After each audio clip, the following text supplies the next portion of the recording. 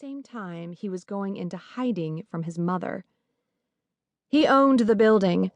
His loft apartment was right above his business, and he was the only person who lived in the building, a fact he would be a great deal more grateful for when he returned to it. He'd been talked into the renovation when he'd been seeing an interior designer, Angelica. He'd already known they weren't going anywhere as a couple, and so had she. They both had extraordinarily demanding professional lives, the pitter-patter of little feet not even a blip on either of their radars.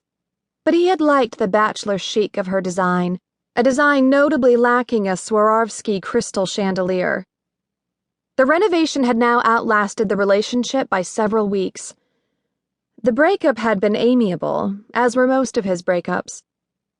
When he had complained to the manager about the noise in 602 for the third time, Mrs. Bulittle had sniffed and said, "It's not as if Mr. Wilson hasn't had a noisy party or two." Daniel was pretty sure he'd heard the slightest touch of smugness in her voice, which was possible since Mrs. Bulittle lived directly below 502, in 402. She had no doubt suffered a night or two of lost sleep herself, since Daniel could vouch for the noisiness of several parties he had attended in this very apartment. Ah, he and Kevin had enviable lives. Successful 30-somethings, unattached, and pretty much devoted to keeping it that way, much to the chagrin of both their mothers. "Daniel, where are you staying during the reno of your loft? I can't reach you. Is this any way to treat your mother?" "Mom, I'm fine. Just busy." He followed that with a couple of heart symbols. He liked texting.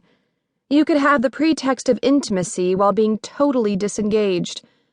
To assuage the slight guilt he was feeling for avoiding her, he sent her flowers, thanking his lucky stars that her marriage to Pierre had landed her in Montreal, and she loved it there, and still lived there.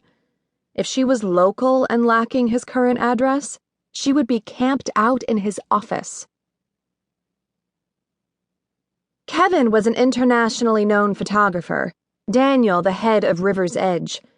His company was a software engineering firm that had developed some of the best technologies used in the Alberta oil fields.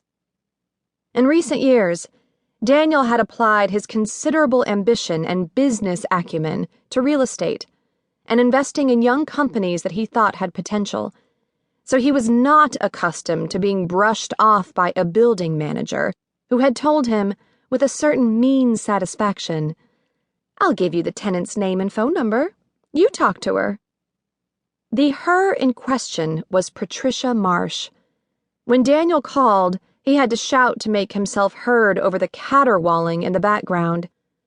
She'd sounded harried, exhausted, and she had been totally apologetic.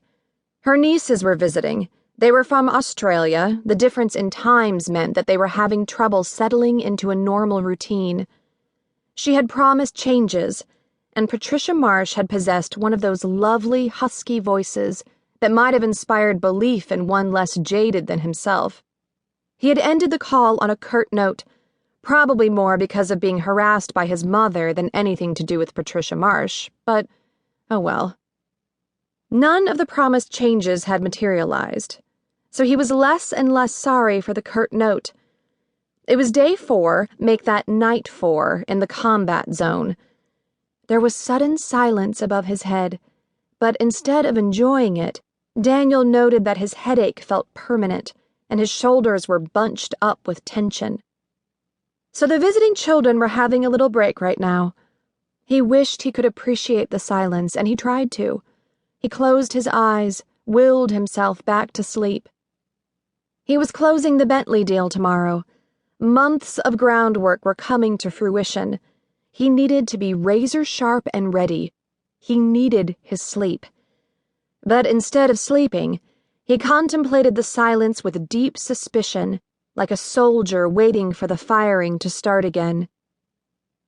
5 minutes, then 10, then 15. At half an hour of blissful silence, he took a deep breath and allowed himself to be lulled into a sense of security. The knot in his forehead relaxed ever so slightly, and he felt his shoulders unwind. Tomorrow, he'd go